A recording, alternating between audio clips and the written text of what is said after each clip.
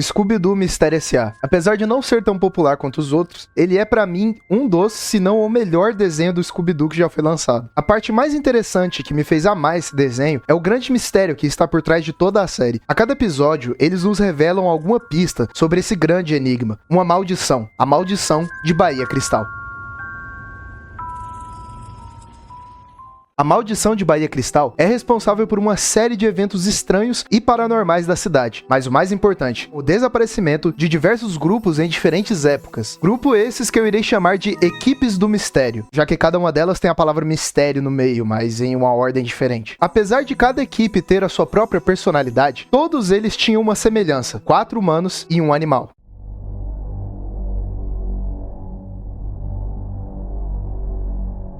A primeira equipe do mistério a ser formada foram um grupo de maias, que se chamavam de os Caçadores de Segredos. Infelizmente nunca foi nos revelado qual que era o nome deles, mas enfim, são esses caras aí. Em Yucatán, eles encontraram um sarcófago feito de cristal. Dentro dele havia uma entidade presa. A entidade os manipulou para ser libertada, porém os caçadores perceberam que aquilo era maligno. Eles então decidiram destruir a entidade, através de uma lança feita por uma pedra única, o coração do jaguar. Infelizmente, antes deles destruírem tal entidade, um grupo de colonizadores espanhóis encontrou o sarcófago. Pensando ser um grande tesouro, eles o levaram e impediram que o mal dentro dele fosse destruído.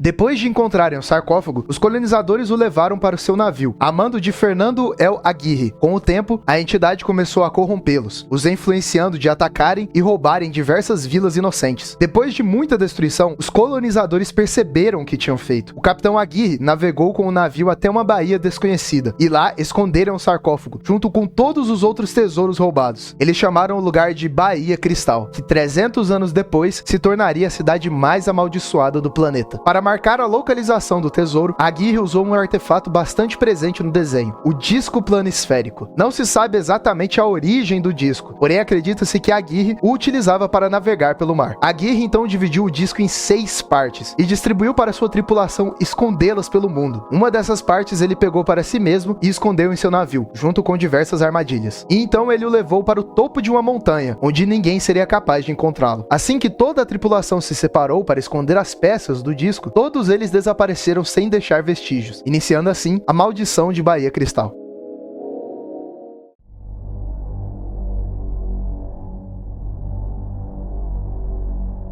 Em 1765, um grupo de missionários espanhóis chegam em Bahia Cristal. Eles se chamavam de Fraternitas Mysterium, a segunda equipe do mistério. Ao chegarem, eles encontraram Fernando El Aguirre, que conta para eles sobre a maldição. Aguirre, em um ato de loucura, foge e deixa para trás 2 peças do disco planisférico. Não sabemos como ele pegou outra peça, já que anteriormente é mencionado que ele guardou com si mesmo apenas uma delas. Talvez ele deve ter sido influenciado pela entidade maligna e roubou a segunda parte do disco, vai saber. Rapidamente, os missionários ficaram obcecados com o disco, mas um deles foi o mais influenciável. Porto, o mascote do grupo, foi dominado pelo mal e planejou destruir a cidade. Os outros integrantes da equipe perceberam o mal os manipulando e tentaram destruir as peças, mas Porto fugiu com uma das peças do disco. O líder do grupo, Frei Serra, o perseguiu até um pântano de jacarés, onde Porto foi comido por eles. Mas antes, Frei Serra conseguiu recuperar a peça, porém a outra...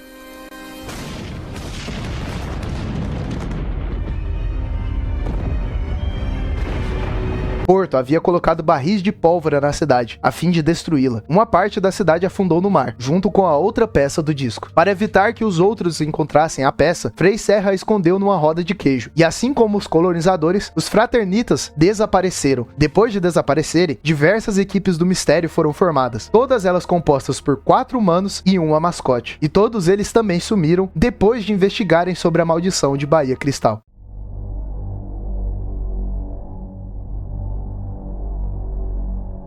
A maldição continua em 1880, onde outra equipe do mistério é formada, o Grupo Benevolente de Mistérios. Esse grupo começou a investigar o desaparecimento dos missionários e dos colonizadores espanhóis, mas assim como eles também desapareceram enquanto procuravam sobre a maldição. A única sobrevivente do grupo foi Abigail Gluck, que continuou sua busca com a ajuda de um animal falante, o papagaio Professor Pericles. Os dois juntos descobriram a localização de uma peça do disco, a peça que afundou no mar quando Porto explodiu a cidade. Abigail Abigail construiu um laboratório no fundo do mar e criou robôs para ajudarem na busca do disco. Abigail passou o resto de sua vida procurando por ele, mas morreu antes mesmo de conseguir colocar as mãos no disco.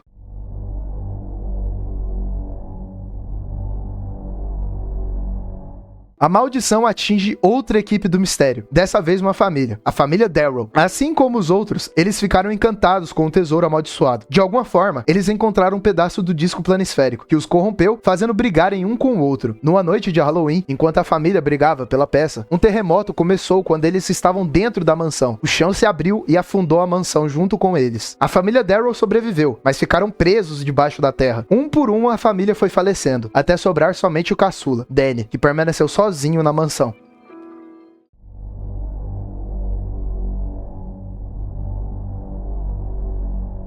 75 anos depois, a maldição influencia outra equipe do mistério, a Mistério Sociedade Anônima, mais conhecido como Mistério S.A., um grupo de adolescentes interessados no desaparecimento das outras equipes. O grupo era composto por Brad Chiles, Judy Reeves, Rick Owens, Cassidy Williams e Professor Pericles, o mesmo papagaio que ajudou Abigail Gluck, uma das integrantes do grupo benevolente de mistérios. Porém, nessa época, eles não eram os únicos interessados na maldição. Fred Jones, um jovem rapaz que ouviu boatos sobre um tesouro amaldiçoado em Bahia Cristal, chegou na cidade. Fred acreditava que o tesouro o deixaria rico. Ele não se interessava na maldição em si, apenas no dinheiro que o mistério escondia. Fred começou sua pesquisa enquanto trabalhava na Universidade de Darrow, o que lhe deu acesso a diversos arquivos sobre a cidade. Fred também se disfarçava de um monstro, que ele o chamou de O Feio. Monstro esse inspirado na aparência de um monstro que ele via constantemente em seus pesadelos. Fred acabou descobrindo sobre o disco planisférico, porém não achou nada além disso. Até que um dia, a Mistério S.A. entrou na biblioteca, pedindo ajuda para ele sobre o disco. O grupo não sabia de nada da maldição, exceto por esse maldito papagaio, e se aliou ao Fred a fim de dividirem o tesouro para eles. Um dia, a Mistério S.A. entrou nas cavernas de Bahia Cristal e encontrou uma peça do disco planisférico. E nesse momento, Fred, vestindo sua fantasia de feio, atormenta as crianças e as obrigam a fugirem sem contar para ninguém sobre a maldição. Depois disso, Fred trai Professor Pericles e o incrimina pelo desaparecimento das crianças. Pericles então é preso num asilo de animais e Fred fica com uma peça do disco. Alguns anos depois, Brad e Judy voltam para a cidade, onde se casam e juntos têm um filho. Daí o Fred simplesmente sequestra o menino e diz para os dois que ele ficaria bem se eles saíssem da cidade. Fred cria o garoto como seu próprio filho e a Mistério S.A. desaparece por completo, sendo mais uma vítima da maldição de Bahia Cristal.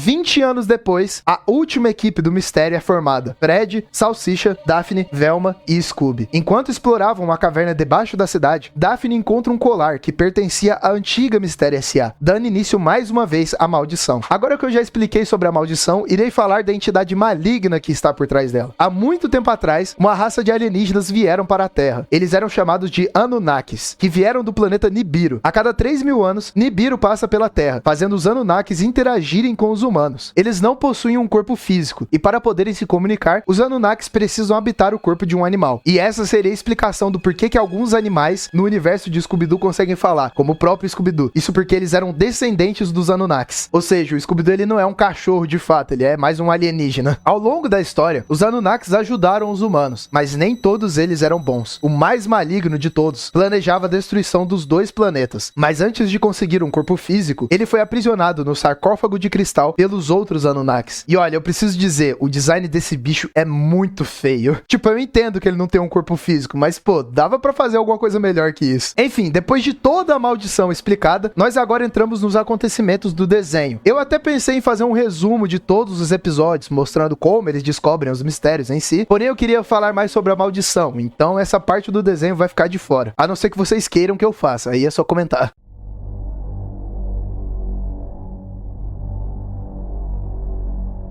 Depois de enfrentarem a entidade maligna, uma enorme explosão acontece e a Mistério S.A. se encontra na cidade. Nos é mostrado que, ao matar a entidade, não só consertou tudo, como criou outra linha do tempo. Uma linha do tempo em que a maldição nunca existiu, nem mesmo as pessoas que se fantasiavam de monstros, e nenhuma equipe do mistério desapareceu. Uma linha do tempo sem influência da entidade maligna, onde o grupo agora vive vidas normais. A turma acha aquilo incrível, porém eles também ficam desapontados de viver em um mundo onde não existem mistérios. Até que Fred recebe um CD de um suposto suposto Sr. E, que nessa linha do tempo se trata de Harlan Ellison. Lembrando que originalmente o Sr. E era Rick Owens, um antigo membro da Mistério S.A. Harlan diz para as crianças que ele as conhece. Não só isso, como ele também sabe que elas criaram outra linha do tempo. Segundo Harlan, ele também estava na antiga linha do tempo e se lembra de tudo o que aconteceu lá. Ele menciona que agora é professor numa universidade e os convida para irem lá, onde ele explicará mais detalhadamente sobre tudo. E o desenho termina com a Mistério S.A. indo para o horizonte, em busca de novos mistérios.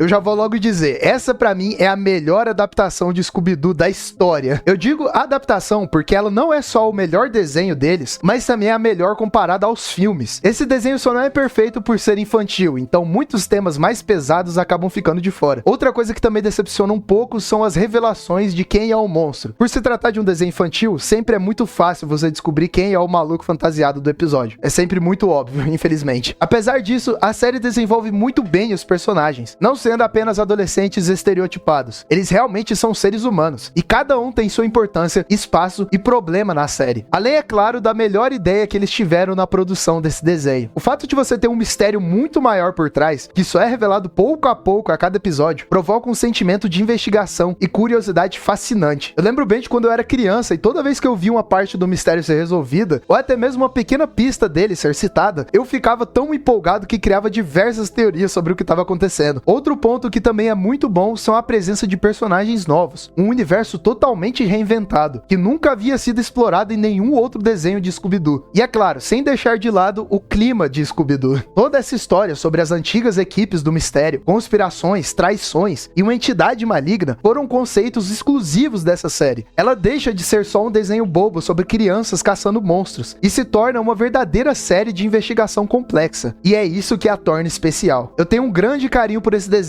e é impressionante como os produtores respeitaram bem a essência dos personagens e conseguiram se reinventar de uma forma simplesmente incrível.